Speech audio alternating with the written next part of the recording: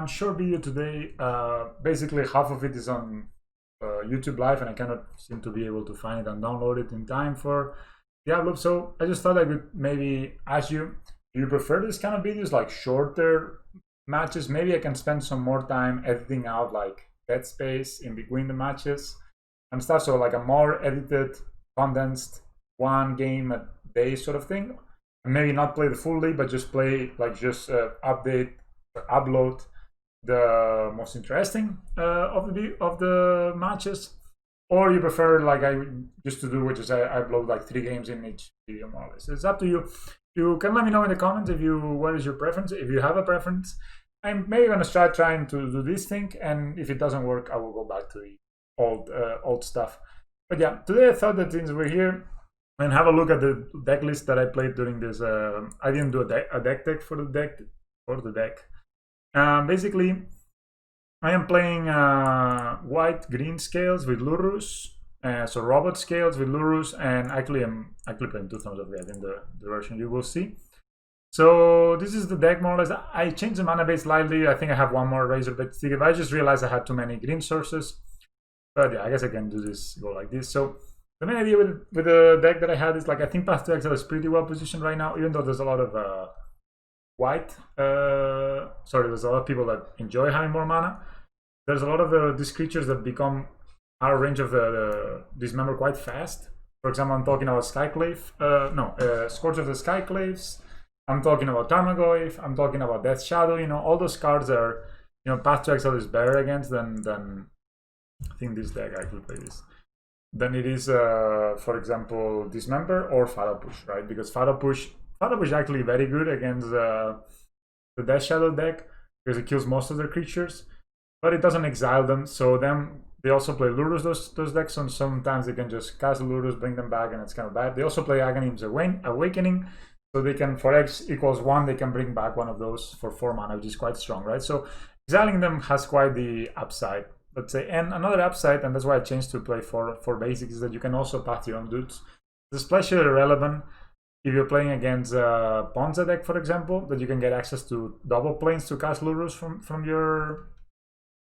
the companion zone, so get it on your hand and then cast it from the companion zone. So this has been pretty good. And I was thinking, one card that has impressed me a lot since I was playing this mono white deck that nobody watches. It has been Luminarch Aspirant. It's this new card from Zendikar Rising. Even though the card doesn't seem too of course, we're limited to having 2 Simsi or less in our deck. In the sense that it's not going to do a lot. It's sort of like an almost Bear Steel Overseer, and the reason is Bear Steel Overseer is, at least I find it better than Steel Overseer. The Steel Overseer needs to live a whole turn cycle, so you need to play it. It's also a 1/1 for 2, so kind of the same stuff. You need to play it, you need to wait a whole turn, like your opponent untaps, and then they can deal with it, right? Whereas Luminarch Aspirant, if your opponent stab down or stab low, you can just play them, put a counter directly, and from there they need to answer it. But even if they answer it, if they answer straight away before your combat phase, of course it's bad, but it's like any other creature, right? So if they just path it right away, well, it's not the end of the world. But if they don't path it, you get a counter. It can be a counter in itself if you're playing against Lavadar deck, which is not the common right now, or you can just pump up Ballista and everything. You can see this is gonna happen in the matches some. And then from there, if they don't, so you already got some value out of it. So it's like, okay, 2 mana for 1 counter is not a lot, but 2 mana for 1 counter and a removal spell from your opponent is quite nice. And from there, if they don't answer it, it just keeps going every turn. With Hardened Scales, this becomes actually quite ridiculous quite fast if you combine this with a Ballista. So I've been liking the card quite a lot. I think 2 is a fine number. It's just kind of a support card. You should not think it as a game-winning card like Ballista or Ravager or Hangarback or animation module, but more like a support card like the Ozolith, Throne of Geth. This is the style of cards, right? I played 4 Paths of Exile in this league. I think in the end of the league I was thinking, oh, maybe I should just play 3 and play 3 Veils of Summer. Also because I see there's a lot of 4-color control decks, that also Sultai decks that play control, and I think Veil of Summer is just really great against those. Also a lot of the red black decks are playing a lot of discard spells, these members and everything. So Veil of Summer actually is quite strong against them. So I think against them I would like to have maybe 3 Paths and 3 Veils of Summer, but I haven't really tested that. The rest of the sideboard is quite standard. Relic of Progenitus doesn't really combo well with Lurrus. It's just a really, really strong card, and by the time Lurrus comes down, you most likely will have something you can get back, even if you have exiled the graveyard before. So you choose when you exile, right? So you're not gonna exile just before you cast a Lurrus and you want to play something from the graveyard. Only 2 Dumping Spheres I think is correct right now. I think there's not that many Trons running around, and can't, like, there's some combo decks, but you know, Dumping Sphere is kind of weak against those anyway. And yeah, the thing is that combo, like, Tron is not so popular because of this new like 2-mana removal, like land destruction spell that also cycles, sort of Welding Jar, but better. So you know, like, it's basically kind of putting Tron in a backseat right now. Maybe we'll come back in the future. So this is a deck. Another thing I'm playing that's not the most common card I'm playing is Spellskite. Spellskite is kind of, you know, actually was quite strong in many situations. It's actually, you know, has a lot of niche applications. I would say, of course, removal, both is very popular, but also, for example, if you're playing against a Stormforge deck, you can redirect the equip target. If you're playing, you know, I feel like it has had a lot of uses. For example, like also against Walking Ballista, you could prevent somebody from shooting you down. Like, of course, you take a lot of life, but if like they want to kill a worker, for example, you can redirect it. I actually could redirect Pillages, for example, against a Ravager, and then you can redirect it and then sacrifice it before the spell resolve, so you also get the counter on the Ravager. It's quite strong. I think I've been liking the card a lot, and also it goes well with one of the Welding Jars. Together they play quite well, because if you have both at the same time, that's why I'm thinking of playing a second Welding Jar instead of second Throne of Geth. You can like save the Spellskite and then you keep redirecting, right? And if you have Lurrus, you can bring back the Welding Jar for free. Anyway, that is the deck tech. Let me know what you think in terms of video, like if you prefer one video or do you prefer one game or more than one game per video. Thanks a lot for watching. I'll see you in the games. Anyway, welcome to the video. I'm gonna give you the deck layer. So today, yeah, I was talking before about my LGS run. So yeah, I beat the Dice Factory guy, and then I beat the a guy who was playing banned Uro, basically. So yeah, ban, he had Stormforge Mystic, he had Fairy, and he played a bunch of fetch lands, a bunch of them. And then the goal was to turbo Uro out. Game 1, I got him with Inkmoth. Game 2, he got me like with a Uro that had Battle Skull and sort of Fire and Ice attached, so just like double, like in two turns, he just killed me like extremely fast. And then game 3, he was also playing Novel Hack, so he's really all in on getting a fast Uro down and just going from there. And game 3, I just basically had a Relic of Progenitus and just stopped him. So I would like to play first. I like to show Lurrus as my companion. And there was this guy, like the jump player, such a smart player. This hand is good because we can play Scales and we can play Ancient Steerings and Ozolith next turn. And if we draw land, we can play this guy directly, right? So pretty strong. Or if we draw a line, we can even play the Ballista. So this is a good hand.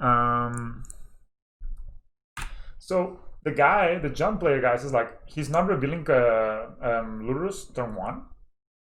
And like game 1, I mean, sorry. And then, that's brutal if they have land destruction. And then what he was doing, Llanowar Reborn. They played Llanowar Reborn tapped and Ozolith, I think so, right? So yeah.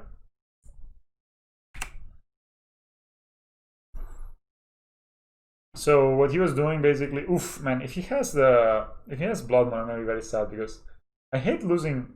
That's one of the reasons I don't like Lurrus versions, is because when it's actually weaker to Blood Moon. And there's no reason to be weak to Blood Moon when you have a basically colorless deck, right? So okay, this could be Blood Moon actually with second forest.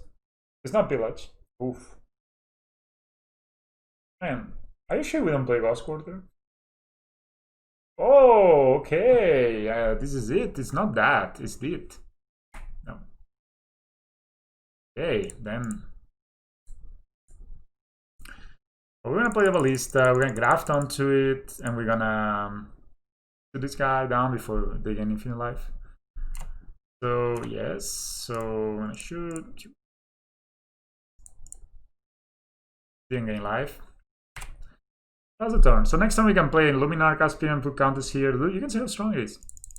So we're playing against Heliod combo. I would say my baby. Not my baby, but I really actually think I contributed somewhat to this deck. Because they can eat their own Spike Feeder. Or you're playing MTGO, don't pass priority, you have activated abilities on your creatures, guys. Come on. So it's kind of weird that they look for a forest. I could have. I don't know. So this is scavenging ooze. Oh, you can pass priority because nothing happens. I would like to develop my mana, so I'm gonna Ancient Strings for land. Forest, Ozolith, Horizon Canopy, not Horizon Canopy. Pendelhaven. Probably Pendelhaven, right, is the only land that does anything. Any order. Play this guy. Go to combat. We'll attack. I mean, they have very bad blocks. If they double block, we can shoot. Actually, it's pretty bad to attack here. Ooh, that's super bad to attack. Why did I attack? That was so bad. I guess I can kill this guy and shoot them for 1. Or you can keep the counter over here. Oh my god, this was the worst. I guess I'll keep the counters instead of shooting. Bro, that was a misplay. Okay, well, we misplay sometimes, I guess. Play a lot of magic today, guys. Sorry. They can eat a bunch. They can also Heliod. The Heliod is scary, but I guess we have a massive loot. Yeah, so they eat stuff. We have massive loot coming up, and then we just need to find a sack outlet, like a Ravager probably. Challenging Ooze. They eat their Oozes, and they have a Spike Feeder. Also, Ballista would not be a bad draw, so we'll take this for sure. What is it? They have Heliod. Kind of. Yeah. Okay, it's not too bad. I'd like to find either a Ballista or a Ravager. Ooh, Ballista's great. Any order. I don't think I want to keep this up for any reason, right? So yeah, I'm guessing I'm just gonna play the gonna play Ballista. So go to combat, you come here, you come here.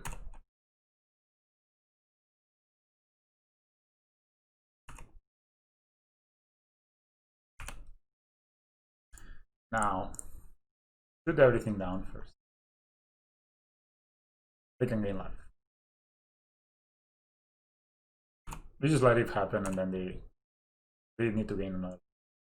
It kind of saves as a counter that they do this. Okay, so we shoot here.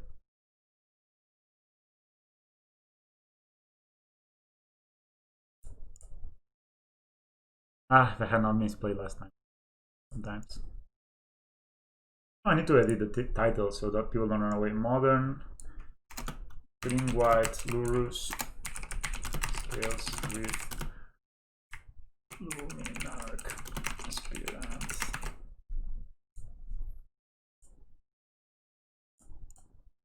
That's it. Yeah. So you can live. You hit them for 1.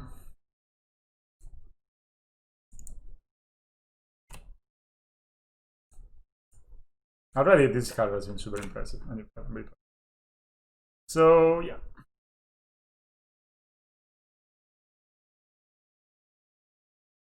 Another Spike Feeder. Do they have Heliod? No. If not, they would not have played it tapped. So we pass a turn. Okay, that's an Inkmoth. I think I'm gonna get. Doesn't it even make sense to get Lurrus in your hand? I guess I can get Lurrus in my hand. I have a way to suck things. So I'm gonna put here counter.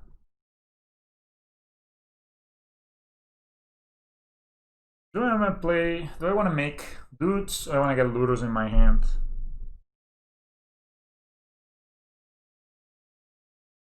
I could also make dudes and play Lurrus, right? And get Lurrus, right? Let's see, always yield. Let's see. Yes.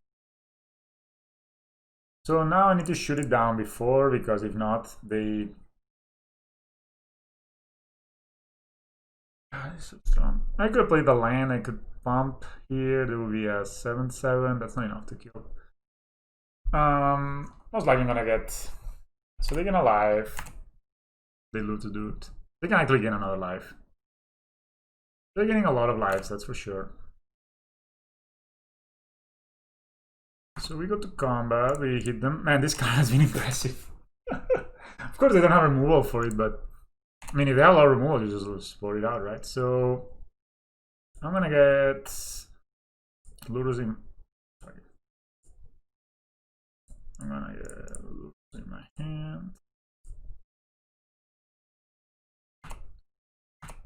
And pass a turn.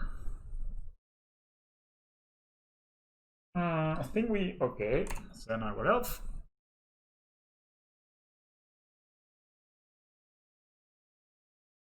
Cast. Yet another spike feeder. Is this the fourth spike feeder? It is. Oh, is it? Okay.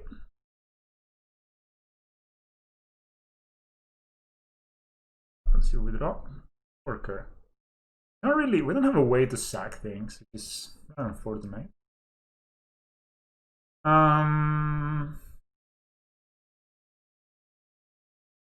So I guess the line couldn't pump. We could play the worker, ping it, yeah, that's kind of nice. And then we replay it, yeah. So we play worker. No. We pink worker. So we put them all over here. I've been doing this a lot. No. No. And go to combat. You. No.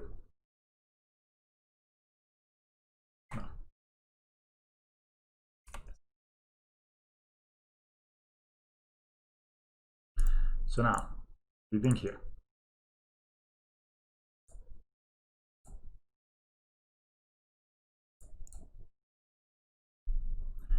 We are the best. So I can pump here, be a 10-10, yeah.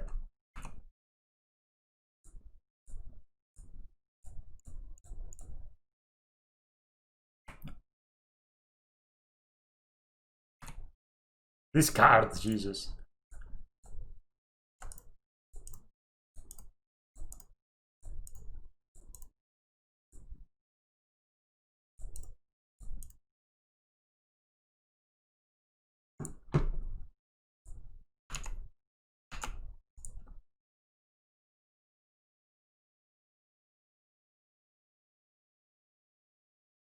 Okay. This is pretty strong, right? I'm not gonna lie.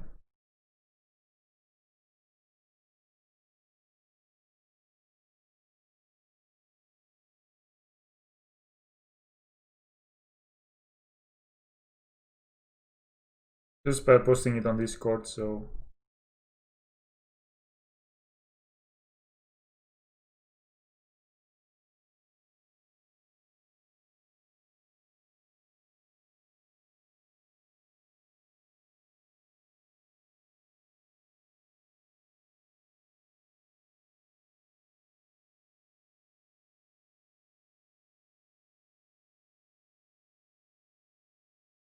alright, so we're playing against Heliod stuff. So this is good because they play Collected Company.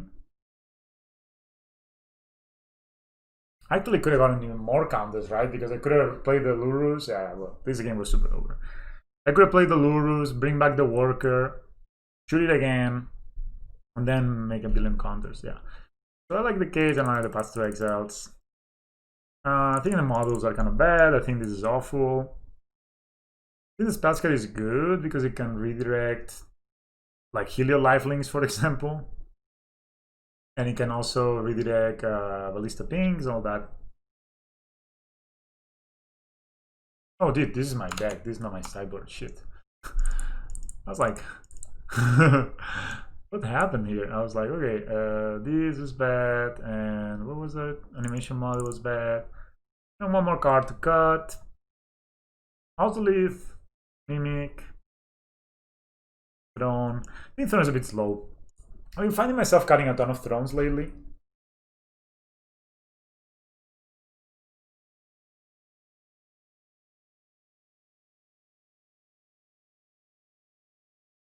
Yeah, I mean, I feel the Aspirant was impressive in the previous. It was also impressive here. So yeah, we have path. I mean, force path is not our preferred on one play, but this hand is fine. We also could draw a ballista or something. I mean, a ballista, Hangarback Scales or something. Probably gonna infag ancient streams and look for an Ozolith. Ooh. Oh, he's good. So yeah, I'm just gonna maybe look for even for another ballista or something like this. Throne is not bad. Ozolith is good. Spellskite is good.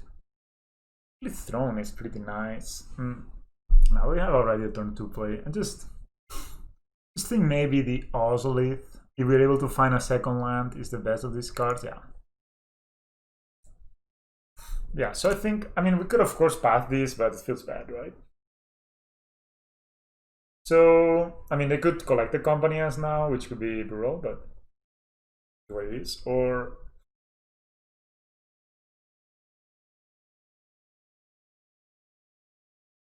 no, they're not collect the company. So that looks a spike feeder by them making green, or Heliod. I guess they could have a spike feeder. I don't know if I want to hold on path, but I don't think we want to, right? I guess we can always shoot the spike feeder when it's at 1. So we just play a Mimic. Construct. I'm not gonna shoot this guy because yeah, next turn we could, if we draw land, we are actually looking almost for lethal. Draw land. They have 4 mana available right now. But we can always shoot the spike feeder when they gain to life, and unless they have Hardened Scales spike feeder specifically, then we lose. But if they have that, they have it. I mean, we also could hold on path, and then, you know, I don't like being so passive. So if we draw land next turn, that's the feeder of the spikes, but it's no Hardened Scales.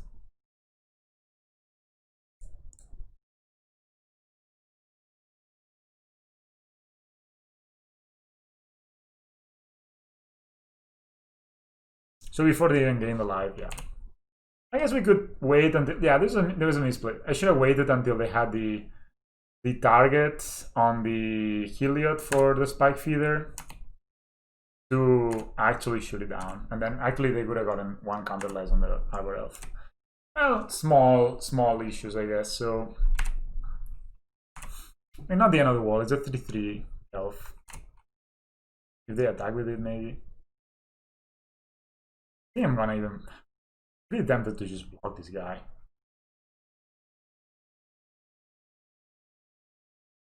I mean, it's not bad. Got a Doctor in response. Yeah.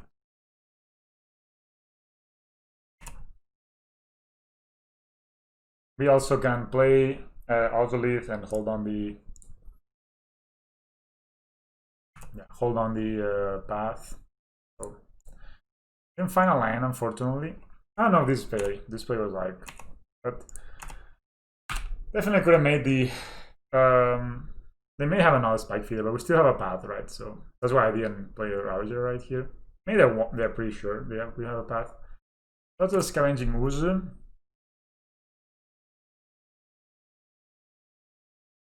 In response, I'm gonna path. Doesn't want it. This way they don't get the counters. Yeah, they do gain a life, but then it goes to waste the land. So now, of course, the scary thing is to, man, it's bad that we're not drawing a single land. Drawing lots of interaction. So I think we kind of need to leave path on right now.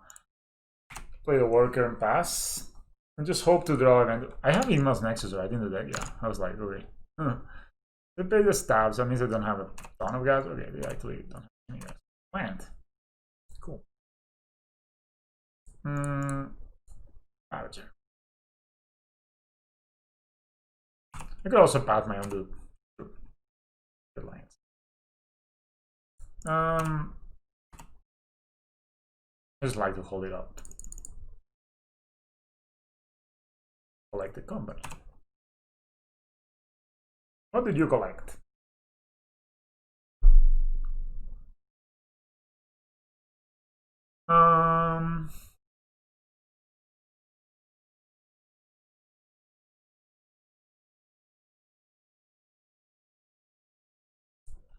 I'm gonna let them block.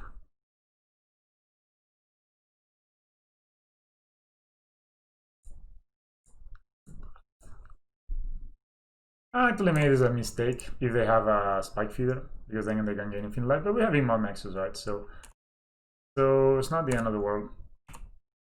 So we have 1, 2, 3, 4, 5. So there's, no, sorry, 3, 4. We need one more artifact of any kind.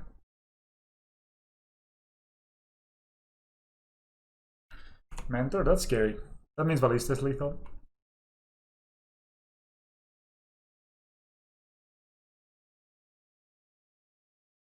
Ooh, that's strong.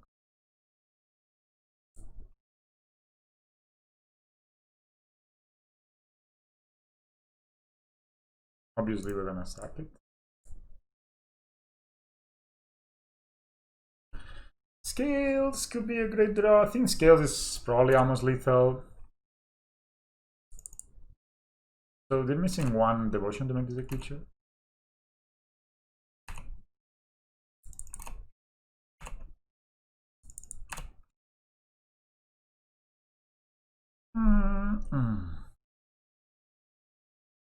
One, two, three. So this is 5. This will be 6, 7. So we actually don't have it. So I'm gonna play this. Only hit them with the Doctor and pass.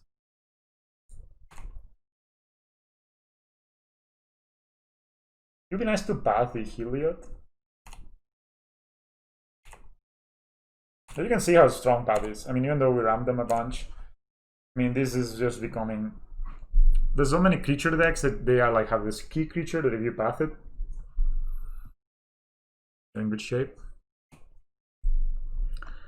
Okay. Priority, please.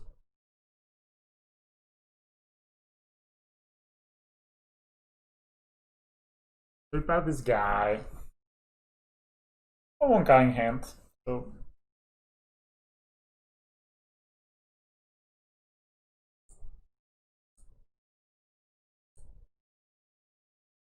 So this gets lifelink.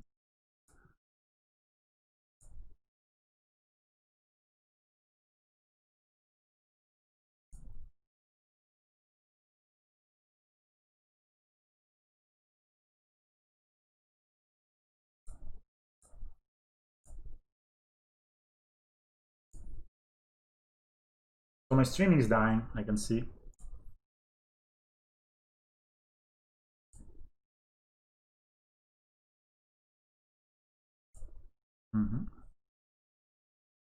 I'm gonna probably block this. So block this.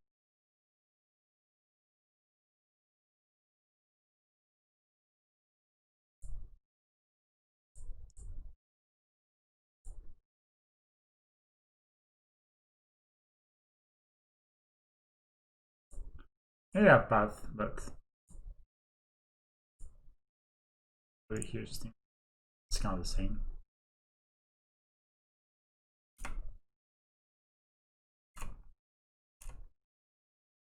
So my I need to restart my stream. So we don't get a 0/0. Ooh, very strong. 1, 2, 3, 4. Okay, end tap. May I have another Heliod? Or you're champion to play now. Yep. So we have stack here 4, 6, 7, 8. We're 1. So what we're gonna do is we're gonna activate Inkmoth. Hit them. So they need to win next turn basically.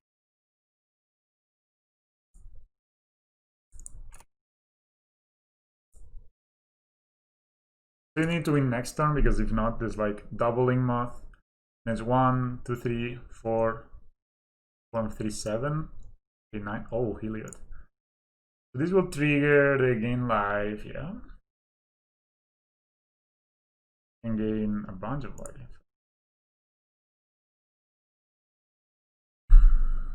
Right, so this will be 6, 7, 8, 9. Yeah. They get lifelink there. I think they're dead. Although I don't think they are dead, in fact.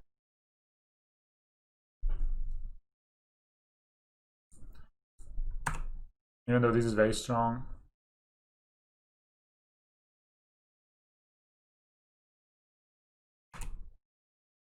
So we block here.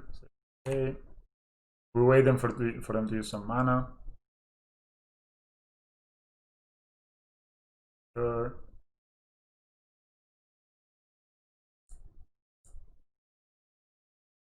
Four. Now, if you were a real Hardened Scale player, you know the time is up.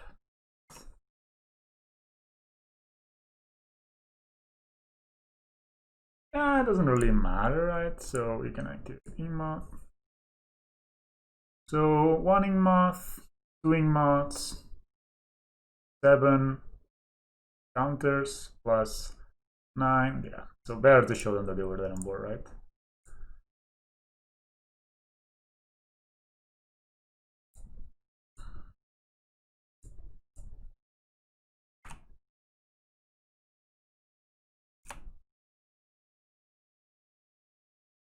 Real Scales winning.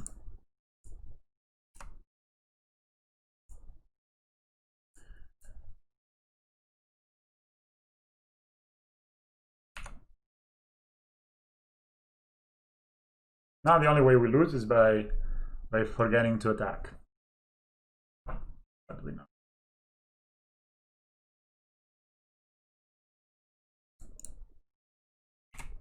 No flyers, so we won. Anyway, that was game 1. Thank you for watching, and I'll see you in the next one.